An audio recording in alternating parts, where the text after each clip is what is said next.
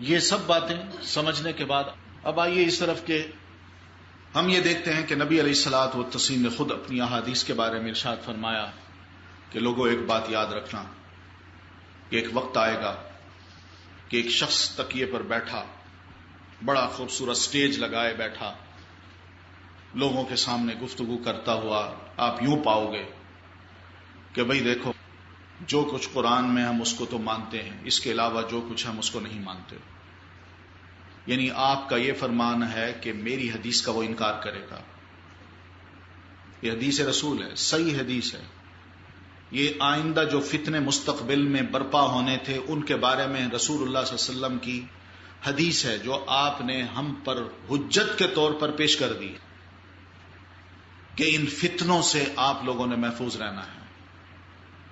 کہ ایک وقت آئے گا ایک شخص سٹیج لگائے، تکیہ پر بیٹھے، پبلکلی یہ بات کرے گا کہ جو کچھ قرآن میں اترا ہے ہم اس کو تو مانتے ہیں اور اس کے علاوہ جو کچھ ہے ہم اس کو نہیں مانتے. یعنی حدیث رسول کا وہ انکار کرے گا. تو آپ فرماتے ہیں لوگوں سنو، الا خبردار ہو جاؤ، انما اوتیت القرآن ومثلہ معہ. یاد رکھنا کہ اللہ تعالیٰ نے جس طرح مجھے قرآن عطا کیا ہے اسی طرح اس جیسی اور چیز بھی مجھے اللہ نے عطا کی ہے. اس جیسی اور چیز سے مراد کیا ہے؟ حدیث رسول. قرآن آپ پر نازل ہوا اور پھر اس کے ساتھ ساتھ اللہ تعالیٰ نے قرآن کی جو ڈیٹیلز تھیں وہ بھی نبی علیہ السلام پر نازل کر دی. یہ اس جیسی چیز ہے، اس کے خلاف نہیں ہے. یعنی آپ کا جو عمل ہوگا وہ اس کے خلاف نہیں ہوگا بلکہ وہ عمل بھی وحی کے مطابق ہوگا. اس لیے پیارے رسول صلی اللہ علیہ وسلم کا یہ جو فرمان ہے، اس فرمان کو ہم مسلمان ہمیشہ سامنے رکھیں کہ اس جیسی چیز کیا ہے، وہ حدیث رسول ہے. قرآن آپ پر اترا، مثال کے طور پر قرآن مجید میں آپ کو کہا گیا کہ اللہ کے رسول آپ نے حج کرنا ہے. امت کو کہا گیا کہ وہ حج کریں. اب حج کا لفظ تو آسان ہے لیکن ڈیٹیلز کہاں ہیں؟ یہ ہے آپ پر وحی اتری اور آپ کو بتایا گیا کہ حج یوں یوں کرنا ہے. یہ ہے مثلہ معہ. قرآن پاک کے ساتھ اس جیسی اور چیز بھی اللہ نے اتار دی. موطا امام مالک میں پہلی حدیث ہے. امام مالک یہ روایت کرتے ہیں کہ اللہ کے رسول صلی اللہ علیہ وسلم جب معراج سے واپس تشریف لائے تو دوسرے دن ہی سیدنا جبریل علیہ السلام تشریف لے آئے اور آپ کو ظہر کی نماز اول وقت میں پڑھائی، پھر عصر کی پڑھائی اول وقت میں، پھر مغرب کی پڑھائی، پھر عشاء کی اول وقت میں پڑھائی اور پھر فجر کی اول وقت میں پڑھائی، پھر ظہر آپ نے آخری وقت میں پڑھائی، پھر عصر بھی آخری وقت میں پڑھائی، پھر مغرب بھی، پھر عشاء بھی آخری وقت میں اور پھر فجر بھی آخری وقت میں. اس طرح 2 دن کی 2 نمازیں پہلے دن کی اول وقت میں، دوسرے دن کی آخری وقت میں پڑھا کے جاتے ہوئے یہ فرمانے لگے کہ اللہ کے رسول الوقت ما بین ھذین، کہ آپ کی امت کے لیے ان نمازوں کے اوقات ان 2 کے درمیان کے ہیں. پہلے دن آپ نے اول وقت میں پڑھی، دوسرے دن آخری وقت میں پڑھی، تو اول اور آخری وقت کے درمیان کا جو پیریڈ ہے یہ آپ کی امت کے لیے نماز کا وقت ہے. یعنی ظہر مثال کے طور پر اگر 12 بجے شروع ہوتی ہے اور اس کا آخری وقت 3 بجے کا ہے تو 12 بجے پہلے دن پڑھائی اور دوسرے دن 3 بجے پڑھائی. تو فرمایا کہ اب آپ کی امت کے لیے ظہر کا وقت ان دونوں کے درمیان کا ہے، اس وقت وہ پڑھ سکتی. اب سوال یہ ہے کہ آپ معراج پہ تشریف لے گئے، آپ صلی اللہ علیہ وسلم پر نماز فرض کی گئی، امت پر فرض کر دی گئی. آپ نے آ کے امت کو سمجھایا، بتایا کہ اللہ نے 5 نمازیں فرض کی ہیں. قرآن مجید میں اس کا ذکر ہے، اقیم الصلاۃ یقیمون الصلاۃ، نماز قائم کرتے ہیں، نماز قائم کرو، یہ سب باتیں آتی ہیں. لیکن اس کی ڈیٹیلز کہاں ہیں؟ جبریل امین نے آ کے وہ ساری ڈیٹیلز دی. تو یہ ساری تفاصیل کیا ہے؟ قرآن جیسی وحی ہے جو اللہ نے آپ پر اتاری اور آپ صلی اللہ علیہ وسلم نے قرآن کی تفسیر کے طور پر اس عمل کو کیا اور لوگوں کو بتایا کہ دیکھو یہ عمل قرآن جیسا ہے، اس سے ہٹ کے نہیں ہے، اور یہ عمل جو میں کر رہا ہوں یہ اللہ نے وحی کے طور پر اتار کے مجھے دیا ہے. اب اگر کوئی یہ کہتا ہے کہ یہ عمل ٹھیک نہیں، بلکہ قرآن کی اس آیت کا مفہوم یہ ہے تو وہ گویا مجھے چھوڑ کر خود کو رسول بنانا چاہتا ہے، خود کو نبی کا درجہ دینا چاہتا ہے، اس کی کوئی حیثیت نہیں۔ قرآن مجید کی آیات پڑھے تو اس میں یہی بات سمجھائی گئی کہ لوگ اس وقت تک مسلمان نہیں ہو سکتے جب تک کہ اللہ کے رسول آپ کی ایک ایک بات کو دل و جان سے قبول نہ کر لیں، یعنی اپنے آپ کو بڑا بنانے کی بجائے آپ کے آگے اپنے آپ کو چھوٹا بنائیں اور آپ کی ایک ایک بات کو دل و جان سے قبول نہ کریں۔ تو اللہ کے رسول صلی اللہ علیہ وسلم پر یہ آیات اتری۔ اب دیکھیے لوگ کیا کرتے ہیں، اللہ رسول کے درمیان تفریق کرتے ہیں، کچھ کہتے ہیں کہ ہم اللہ کی بات مانیں گے، کچھ کہتے ہیں ہم رسول صلی اللہ علیہ وسلم کی بات نہیں مانیں گے۔ تو یہ اس طرح کی جو باتیں ہیں یہ تو قرآن مجید نے پہلے بتا دی ہیں، کوئی نئے فتنے نہیں ہیں۔ قرآن مجید کا علم مسلمان کے پاس ہو تو جتنے بھی فتنے اٹھتے ہیں ان تمام فتنوں کا جواب اس کے پاس پہلے سے ہی ہوتا ہے۔ اب قرآن مجید میں اللہ تعالیٰ نے ارشاد فرمایا والذین آمنوا باللہ ورسولہ ولم یفرقوا بین احد منہم اولئک سوف یؤتیہم اجورہم وکان اللہ غفورا رحیما، کہ جو لوگ ایمان لے آتے ہیں اللہ پر اور اس کے رسولوں پر اور ان کے درمیان اللہ رسول کے درمیان کوئی تفریق نہیں کرتے، یعنی یہ نہیں کہتے کہ ہم اللہ کی بات مانیں گے رسول کی نہیں مانیں گے، یا رسول کی مانیں گے اللہ کی نہیں مانیں گے، بلکہ دونوں پر ایمان لاتے ہیں اور دونوں کی باتوں کو تسلیم کرتے ہیں، تو ایسے لوگوں کو اللہ تعالیٰ ضرور ان کا اجر دے گا اور اللہ تعالیٰ بخشنے والا اور رحم کرنے والا ہے۔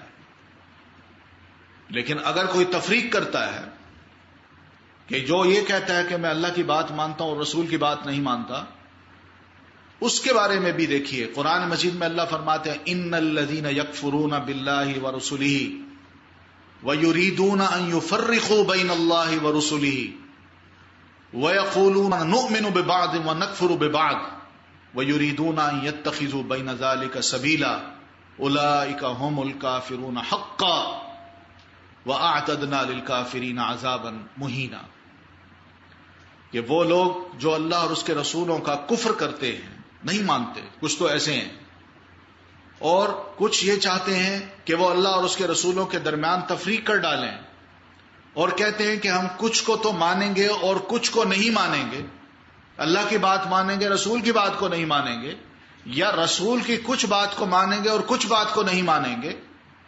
تو قرآن یہ کہتا ہے وَيُرِيدُونَ أَن يَتَّخِذُوا بَيْنَ ذَلِكَ سَبِيلًا، اور وہ چاہتے ہیں کہ وہ اس کے درمیان کی کوئی راہ پکڑ لیں کہ کسی طرح مسلمان بھی خوش ہو جائے اور غیر مسلم بھی خوش ہو جائے، کچھ ایسی راہ اپنائی جائے کہ ہم تو انکار کرتے ہیں اس چیز کا، ہم تو نہیں مانتے، کہ قرآن مثلا یہ کہتا ہے یا اللہ کا رسول فرماتا ہے یہ کرو، کوئی کہے میں نہیں مانتا، اس لیے کہ میں مانوں، اعلان کروں کہ میں مانتا ہوں تو لوگ ناراض ہوتے ہیں، سوالات ہوتے ہیں، اعتراضات کرتے ہیں اسلام پر، قرآن کو بڑی بری کتاب کہہ دیتے ہیں، اسلام کو بڑا برا دین کہتے ہیں، تو اس طرح ہمیں شرمندگی ہوتی ہے، لہذا بہتر یہ کہ اس کا انکار ہی کر دو تاکہ وہ تو خوش ہو۔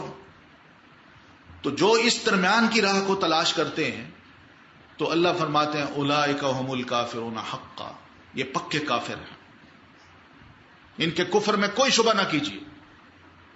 یعنی پھر کیا ضرورت ہے کلمہ پڑھنے کی، کیا ضرورت ہے مسلمانوں کے اندر رہ کے ان کے رجسٹر میں اپنا نام لکھوانے کی؟ پھر ڈکلیئر کر دیجئے کہ ہم قرآن مجید کو اپنی مرضی کے مطابق پیش کرنا چاہتے ہیں، رسول اللہ صلی اللہ علیہ وسلم کی مرضی کے مطابق ہم پیش نہیں کرنا چاہتے۔ تو ایسے لوگوں کو اولئک اعتدنا لهم عذابا مہینا، اللہ تعالیٰ ایسے اکڑ فون جو لوگ ہوتے ہیں، متکبر لوگ ہوتے ہیں، ان کو ایسی توہین آمیز سزا دے گا جس کو وہ یاد رکھیں گے۔ اس لیے کہ ایک تکبر ہوتا ہے بندے میں کہ میں اللہ کے رسول صلی اللہ علیہ وسلم کی بات کو کیوں مانوں، آپ بھی تو ایک انسان تھے، میں بھی انسان ہوں، آپ کے پاس اس دور کا علم تھا، میرے پاس آج کے دور کا علم ہے، میں جو بات کرتا ہوں وہ بڑے اچھے انداز سے کر سکتا ہوں۔ اس دور میں لوگ مختلف مثالوں کو سمجھتے تھے، آج کے دور میں جدید مثال دوں تو اس کو سمجھ سکتے ہیں، لہذا قرآن بڑا اہم ہے، رسول زیادہ اہم نہیں، رسول نے اس دور کی مثالیں دیں، آج کے دور میں مثالیں یہ دوں جو لوگوں کو اپیل کریں، تو لہذا رسول کو ایک طرف کیجئے، جو کچھ میں کہتا ہوں وہ درست ہے۔ یہ کیا رویے ہیں؟ جو مسلمان اپناتے ہیں. تو بہرحال قرآن مجید میں اللہ تعالیٰ نے یہ بات سمجھا دی ہم مسلمانوں کو کہ دھیان کرنا. ہمیں یہ تک کہا کہ رسول صلی اللہ علیہ وسلم کی سنت کو اپنانا فرض ہے، یہاں تک کہا ہے. اس کی یہ اہمیت ہے.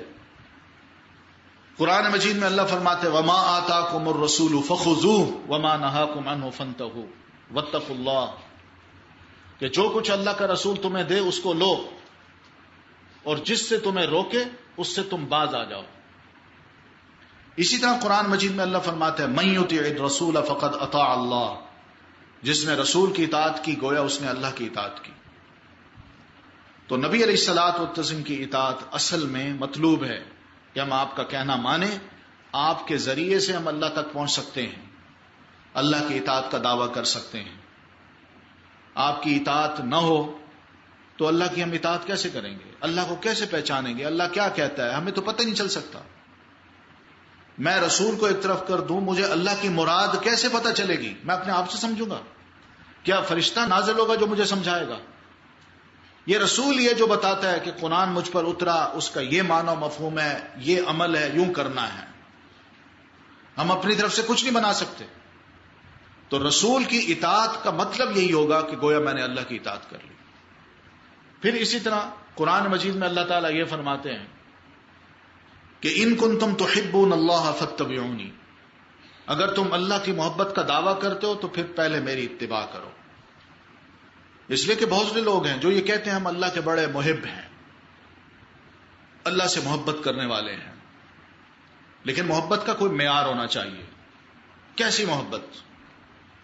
یعنی ایسی محبت کہ میں الٹا لیٹ جاؤں، چارپائی کے نیچے گھس جاؤں اور کہوں یہ اللہ کی محبت کا اظہار ہے، یا کپڑے پھاڑ دوں، یا گند میں بیٹھوں جا کے، یا مجھے تمیز ہی نہ ہو ناپاکی کی اور پاکی کی، اور میں کہوں یہ محبت والا ہے، یہ اللہ سے محبت کرتا ہے. مجھے کچھ پتہ ہی نہ ہو کہ قرآن کیا کہتا ہے، رسول اللہ صلی اللہ علیہ وسلم نے کیا فرمایا ہے، اور حیوانوں جیسی میری زندگی ہو، اور لوگ میرے بارے میں یہ تصور کر لیں کہ اللہ سے بڑی محبت کرتا ہے، یہ کچھ کھاتا نہیں پیتا نہیں، بہت محبت کرنے والا ہے. یہ معیار ہوگا؟ نہیں. اگر اللہ کی محبت کا معیار دیکھنا ہے تو رسول اللہ صلی اللہ علیہ وسلم کی سیرت کو دیکھیے کہ رسول اللہ صلی اللہ علیہ وسلم نے اللہ تعالیٰ سے محبت کیسی کی، آپ نے اللہ کی عبادت کیسی کی، آپ اللہ کے آگے کیسے روئے، کیسی اس کی عبادت کی، کس طرح اس کے آگے جھکے، کیا کچھ کہا، کس طرح مانگا، آپ نے عمل کیسے کیے، آپ کی گفتگو میں، آپ کے کردار میں، آپ کے اخلاق میں، آپ کے بیہیویئر میں.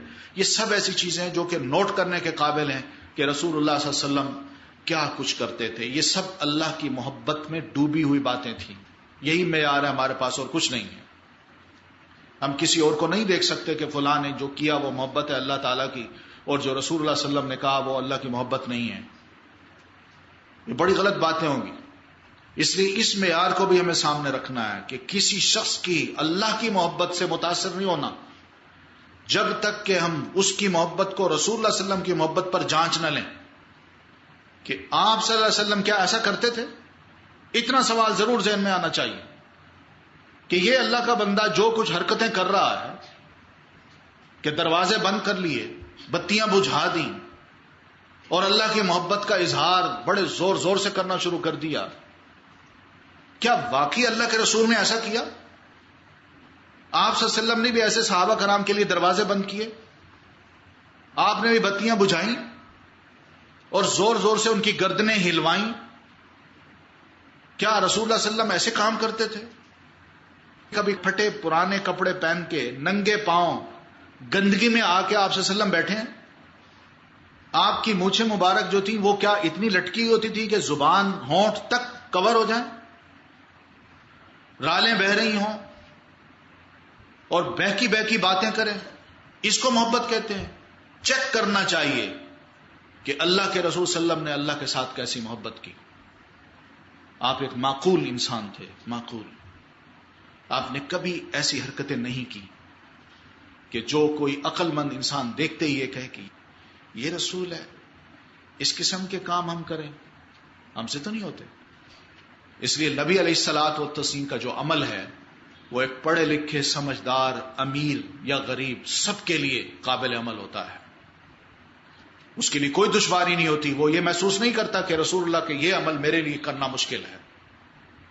مثال کے طور پر نبی علیہ الصلوۃ والتسلیم اگر یہ فرما دیتے کہ بھئی نماز پڑھنی ہے لیکن مٹی کے اوپر پڑھنی ہے، آپ بتائیے کہ ہم اتنے اچھے کپڑے پہن کے مٹی کے اوپر نماز پڑھتے؟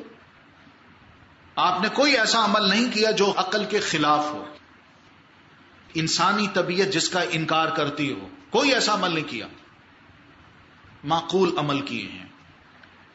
تو ان معقول عملوں کو دیکھ کے اندازہ کیا جا سکتا ہے کہ رسول اللہ صلی اللہ علیہ وسلم نے صحیح معنوں میں اللہ تعالیٰ کی محبت کی ہے، اور آپ کی یہ محبت سب کے لیے قابل عمل ہے، اس لیے ہم نے اس چیز کو لینا ہے۔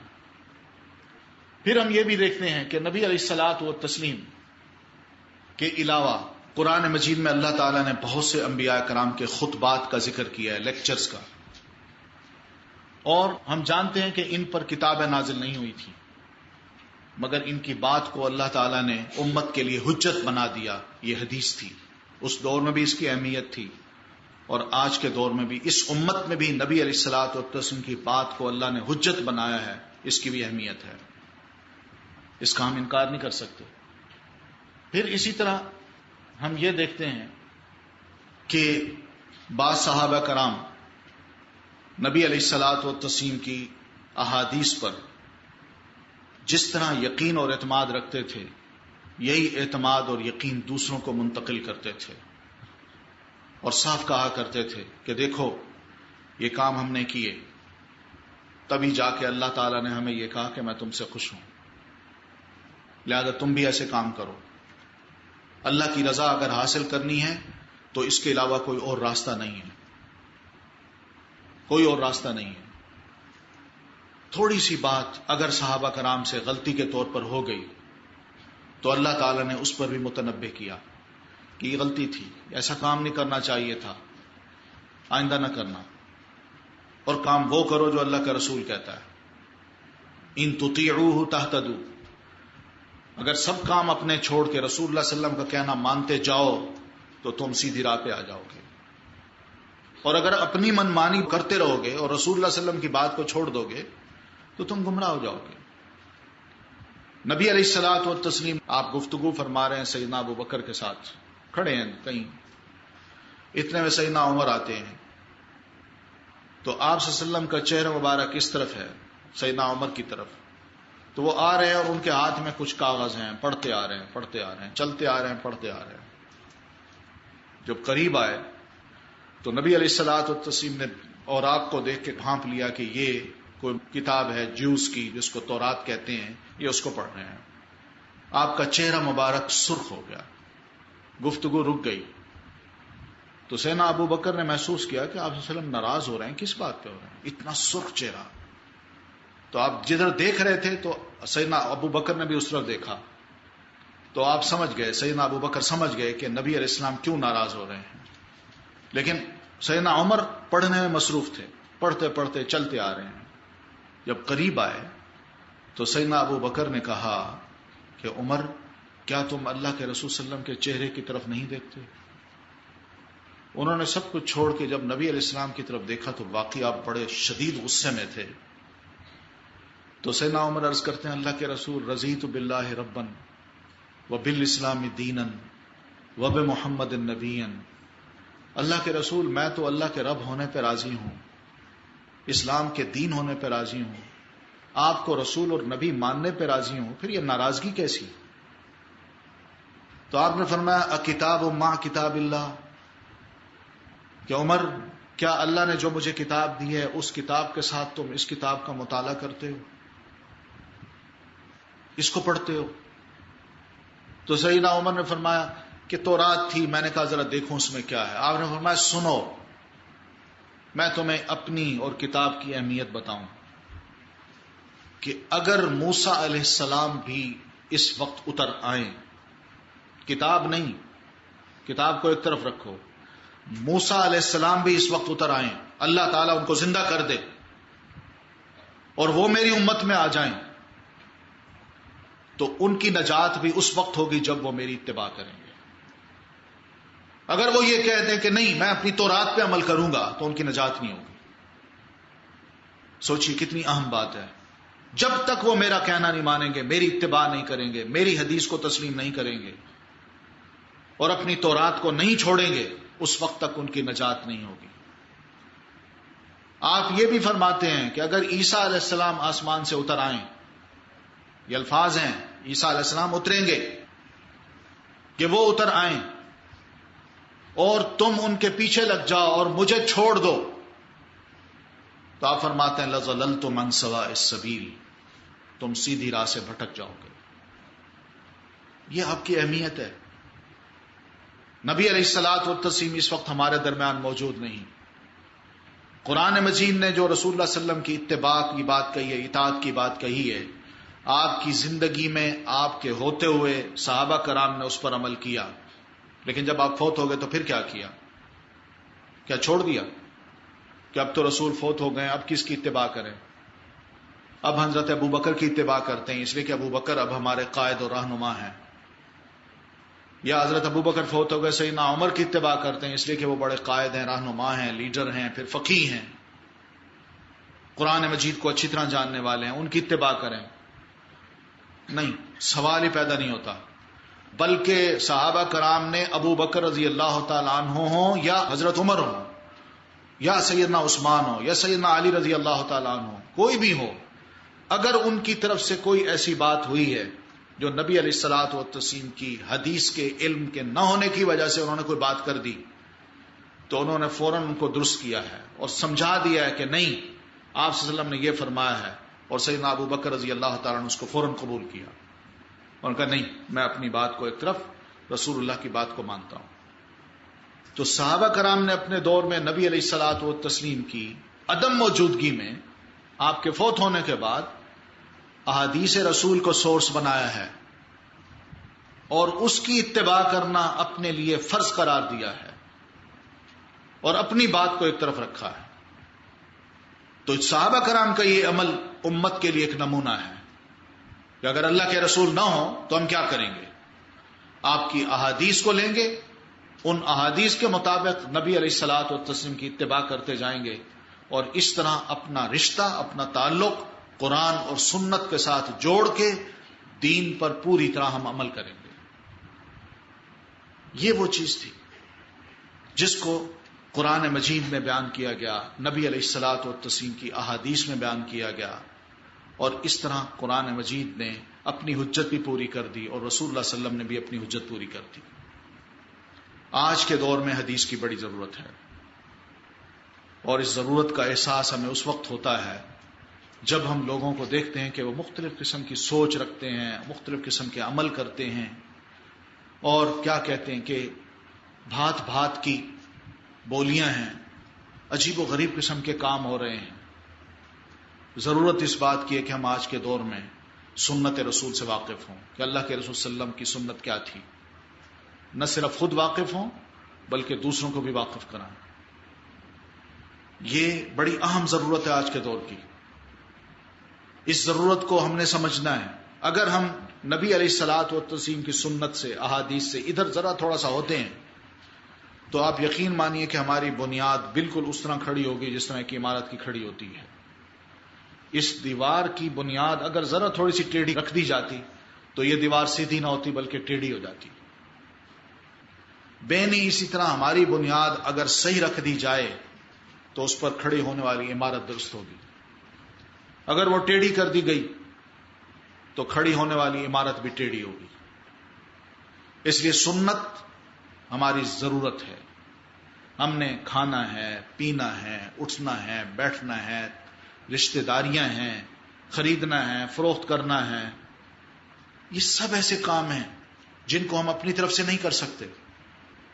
ہمیں ضرورت پڑتی ہے کہ ہم اللہ کے رسول صلی اللہ علیہ وسلم کی سنت کو جانیں کہ نبی علیہ الصلوۃ والتسلیم نے کیا فرمایا ہے. اگر میرے پاس 10,000 روپے ہوں تو سال گزر جائے تو میں کیا کروں؟ قرآن تو کہتا ہے زکوٰۃ دو، لیکن کتنی دوں، کس کو دوں، کیسے نکالوں، کب نکالوں؟ یہ سب مسائل ہمیں پتہ نہیں چلیں گے جب تک کہ ہم سنت رسول سے واقف نہ ہوں. اسی طرح ہم یہ بھی دیکھتے ہیں کہ نبی علیہ الصلوۃ والتسلیم کی سنت کی ضرورت اس دور میں اس لیے بھی بڑی اہم ہے کہ بے عملی کا دور دورہ ہے. لوگوں نے مختلف افراد کی، شخصیات کی جو سنتیں ہیں ان کو اپنا رکھا ہے، ان کو سنت قرار دیا. وہ سمجھتے ہیں یہ بڑا عقیدت کا کام ہے، اور بزرگوں سے عقیدت رکھنا یہ گویا کہ بہت بڑی نیکی ہے. یہ ہر کسی کی عقیدت اگر ہر بندہ رکھنا شروع کر دے تو اس کا رزلٹ کیا ہوگا کہ میں اس بزرگ کی عقیدت کو لے کے اس طرح کے عمل کروں جس طرح یہ بزرگ کر رہے ہیں، اور آپ اس کی شروع کر دیں، وہ اس کی شروع کر دے، تو رسول اللہ کہاں جائیں گے؟ نبی علیہ الصلوۃ والتسلیم کی سنت آج ایک طرف ہے، مگر بزرگوں کی جو عقیدت ہے اور ان کا جو عمل ہے وہ ہمارے ذہنوں پر چھا چکا ہے. اس لیے ضرورت اس بات کی کہ اس چیز کو نکالا جائے اور سنت رسول کو عام کیا جائے.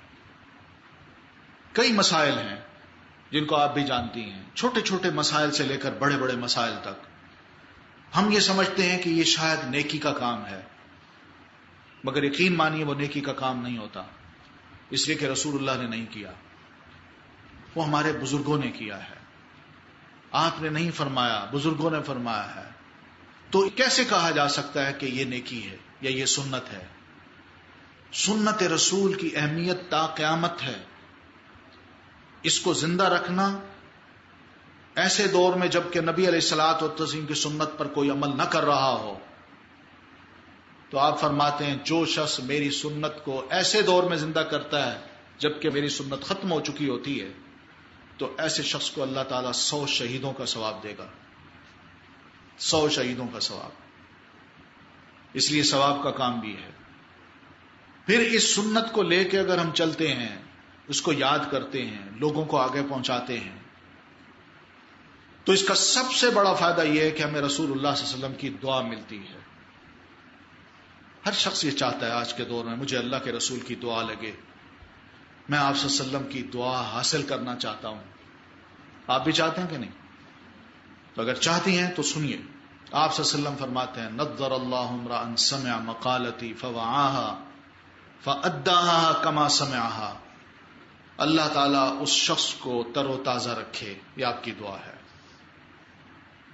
اس شخص کو تر و تازہ رکھے، مہکتا ہوا رکھے، جو میری بات کو غور سے سنتا ہے، میری بات کو اس کو اچھی طرح یاد کرتا ہے، اور جس طرح میں نے کہا ہوتا ہے ویسے ہی وہ آگے پہنچاتا ہے. یہ نبی علیہ السلام کی دعا ہے. اسی دعا کے حصول کے لیے یہ دین کے طالب علم باہر آئے. صحابہ کرام نے حدیث کو یاد کیا، آگے پہنچایا. ان کے شاگردوں نے سوچا کہ اس دعا کو ہم بھی حاصل کریں، تو انہوں نے بھی اس کو یاد کیا، اچھی طرح یاد کیا، پھر آگے بڑے اچھے طریقے سے پہنچایا. پھر ان کے شاگردوں نے بھی یہ سوچا کہ رسول کی دعا کو ہم بھی حاصل کریں. تو یہ سلسلہ اب تک قائم ہے. اگر ہم چاہتے ہیں کہ رسول اللہ صلی اللہ علیہ وسلم کی دعا ہمیں لگے اور ہم بھی اس کے مستحق بنیں، تو اس بات کو پلے باندھیں کہ آپ فرماتے ہیں میری بات کو اچھی طرح یاد کرو، اچھی طرح جس طرح میں نے کہی ہے، پھر اس کو ویسے ہی آگے پہنچاؤ جیسے میں نے کہی ہوتی ہے، تو آپ کی دعا ہمیں بھی لگ سکتی ہے. تو اس کی بھی ضرورت ہے. پھر اس کے بعد ہم یہ دیکھتے ہیں کہ نبی علیہ الصلوۃ والتسلیم کی سیرت کا علم ہمیں حدیث رسول کے مطالعے سے ہوتا ہے. ہم نہیں جان سکتے کہ ہم کتنے اچھے انسان بنے، کیسے بنے. بہت سے ایسے مسائل ہیں جن کے بارے میں ہمیں پتہ نہیں. کئی ایسے مسائل ہیں جن کو ہم پوچھتے شرماتے ہیں. کئی ایسے مسائل ہیں، لیکن اللہ نے رسول اللہ صلی اللہ علیہ وسلم کی جو کتاب زندگی ہے اس کو بالکل کھول کے ہمارے سامنے رکھا ہے کہ آپ جب چاہیں کوئی ورق پلٹیں، آپ پڑھ لیں. جو پوچھنا چاہتے ہیں اللہ کے رسول سے پوچھ لیجیے. آپ کی زندگی ہو، گھر کے اندر کی اور گھر کے باہر کی. کوئی بندہ پسند نہیں کرتا کہ میرے گھر کے اندر کی زندگی لوگوں کے علم میں آئے، لیکن اللہ تعالیٰ نے رسول صلی اللہ علیہ وسلم کے گھر کے اندر کی زندگی کو بھی کتاب کے اندر لکھ دیا ہے، کھلی کتاب. نہ صرف آپ نے بتایا، کھل کے بتایا، بلکہ امہات المومنین نے بھی نبی علیہ الصلوۃ والتسلیم کے ساتھ گزرے ہوئے لمحات جو ہیں ان کو بھی بڑے اچھے طریقے سے بتایا. کیوں؟ اس لیے کہ ہر انسان کی ضرورت ہے. وہ چاہتا ہے کہ میں گھر میں کیسے رہوں، مجھے پتا ہو. میں گھر سے باہر کیسے رہوں، میرے علم میں یہ بات ہو. تو یہ سب ایسی چیزیں ہیں جو ہر انسان کی ضرورت ہے. تو سیرت رسول کا مطالعہ ہمیں اس بات سے آگاہ کرے گا کہ پیارے رسول صلی اللہ علیہ وسلم کی سنتیں کیا کیا ہیں. بچپن، جوانی، بڑھاپا، پھر اسی طرح بچیوں کی، بچوں کی، بڑوں کی، چھوٹوں کی، بزرگوں کی، پھر رشتہ داروں کی، یہ ساری جو معلومات ہیں یا تعلقات ہیں یا ان کے ساتھ ہمارے رویے ہیں وہ کیسے ہونے چاہیے، ان سب کا ذکر ہمیں سنت سے ملتا ہے. اس لیے سنت کو معمولی نہ سمجھیے. آج مشکل یہ پڑ رہی ہے لوگوں کے لیے کہ ہم سنت پر آج کے دور میں عمل کریں تو ہم بالکل بیکورڈ لوگ لگتے ہیں کہ داڑھی رکھ لیں، حجاب پہن لیں. یہ کیا لوگ ہیں؟ کس قسم کے لوگ تیار ہو رہے ہیں؟ یہ نیا زمانہ ہے. وہ وقت اور تھا، آج کا دور اور ہے. آج ایک خاتون حجاب میں اگر باہر نکلتی ہے تو اس کے حجاب سے کیا فرق پڑتا ہے؟ جبکہ بہت کچھ تصویریں اخبارات میں، جرائد میں، میگزینز میں، ٹی وی پر، میڈیا پر آتی ہیں. تو اس سے کیا فرق پڑتا ہے؟ ضرور اپنے آپ کو نمایاں کرنا ہے کہ میں حجاب میں جا رہی ہوں تاکہ لوگ نظریں اٹھا اٹھا کے دیکھیں، اور جو بغیر حجاب کے عورتیں جا رہی ہیں ان کو کوئی بھی نہیں دیکھتا. یہ لاجک دی جاتی ہے. یہ سب باتیں ہیں دین سے جان چھڑانے کی کہ عمل نہیں ہوتا. ہم پر قید نہ لگائی جائے کہ یوں اٹھو، یوں بیٹھو، یوں کھاؤ، یوں پیو، یوں دو، یوں لو. ہم آزاد ہونا چاہتے ہیں تو اگر آزاد ہوتے ہیں تو پھر ہو جائیے. چھوڑ دیجئے قرآن مجید کو، نام نہ لیجئے رسول اللہ صلی اللہ علیہ وسلم کا. اور اگر رسول کا نام لینا ہے تو پھر رسول اللہ صلی اللہ علیہ وسلم کے کہے کے مطابق چلنا بھی ہوگا. یہ حجاب ہو یا داڑھی ہو، یہ رسول اللہ صلی اللہ علیہ وسلم کے ارشادات کے مطابق اس پر ایمان رکھتے ہوئے مسلمان اس پر عمل کرتا ہے. یہ کوئی اس کی خاندانی یا رواجی مجبوریاں نہیں ہیں کہ خاندان میں داڑھی کا رواج ہے داڑھی رکھ لی، خاندان میں حجاب کا رواج ہے تو حجاب پہن لیا. ایسی خاندانی باتیں نہیں ہیں، بلکہ رسول اللہ صلی اللہ علیہ وسلم نے فرمایا ہے، دین کہتا ہے، اس پر عمل کیا جا رہا ہے. یہ بھی سنت ہے. لوگ یہ چاہتے ہیں ہماری اس سے جان چھوٹے. سنت کو ایک طرف رکھیں تو قرآن مجید کے جو چاہیں آپ معنی کر لیں، جس قسم کی محفلیں چاہیں آپ سجا لیں، وہ آزادی مل جاتی ہے. آپ بیٹھیں، قرآن کو پڑھائیں، مکس گیدرنگ کر لیں، مرد بھی بیچ میں بیٹھے ہوں، عورتیں بھی بیچ میں بیٹھی ہوں، عورتیں حجاب میں نہ ہوں، مرد ماڈرن بن کے آئیں اور وہاں بیٹھ کے آپ قرآن مجید کی تفسیر کیجئے. اس لیے کہ سنت کو ایک طرف کر دیا ہے. اگر سنت بیچ میں ہوتی تو یہ گیدرنگ اس طرح نہ ہوتی. سنت کا مطلب کچھ اور ہے. سنت پابندی لگاتی ہے. نفس کی جو خواہشات ہیں ان خواہشات کو ختم کرتی ہے، اس کو ایک طرف کر کے سنت اپنی خواہش کی طرف لے آتی ہے کہ اگر مسلمان ہو تو میرے مطابق چلو، اگر مسلمان نہیں ہو تو پھر جو چاہو کر لو. اس لیے کہ قرآن مجید نے فتویٰ دیا ہے، ہم نے نہیں کہا. اللہ تعالیٰ نے فرمایا ہے کہ جو بندہ اللہ اور اس کے رسول کے درمیان تفریق کرتا ہے اور یہ چاہتا ہے کہ میں کچھ پر عمل کروں اور کچھ کو چھوڑ دوں، کچھ کا انکار کر دوں، تو یہ اسلام نہیں ہے بلکہ پکا کفر ہے. میں جتنے بھی دعوے کروں میں اللہ کو مانتا ہوں، رسول اللہ کو مانتا ہوں، مگر قرآن کے کلمات، اللہ کے الفاظ ہی ہیں کہ وہ بندہ مسلمان نہیں ہے، وہ پکا کافر ہے. یہ فتویٰ میں نہیں دے رہا، قرآن دے رہا ہے. تو اس لیے سنت سے جان چھڑانے کے راستے جو ہیں لوگوں نے بڑے تلاش کر لیے ہیں کہ کسی طرح اس سے جان چھوٹے. اور پھر ان راستوں کو انہوں نے کس طرح نکالا ہے؟ اعتراض کر کے کہ حدیث رسول کیسے مانے، نبی علیہ الصلوۃ والتسلیم کی حدیث پتہ نہیں صحیح پہنچی ہے ہم تک کہ نہیں، پتہ نہیں آپ نے یہ لفظ کہے ہیں کہ نہیں. پھر جنہوں نے سنے ہیں تو انہوں نے کوئی گڑمٹ کر دی ہے، اس کا مطلب ہی غلط لیا گیا ہے، آپ صلی اللہ علیہ وسلم نے یہ نہیں فرمایا. اس طرح کی عجیب و غریب باتیں، بھانت بھانت کی بولیاں جو ہیں لوگ بولتے ہیں. ڈائریکٹ سنت رسول کا مطالعہ کیجیے، قرآن کو پڑھیے، نبی علیہ الصلوۃ والتسلیم کی احادیث کو پڑھیے، آپ کو خود بخود یہ دونوں چیزیں راہ دکھا دیں گی کہ نبی علیہ الصلوۃ والتسلیم کیا کیا کرتے تھے اور کیا فرمایا کرتے تھے. ٹھیک ہے، میں یہیں بات پر اکتفا کرتا ہوں اور انشاءاللہ موقع ملا تو پھر حاضر ہوں گا. سبحانک اللہم بحمدک نشہد ان لا الہ الا انت نستغفرک ونتوب الیک. السلام علیکم.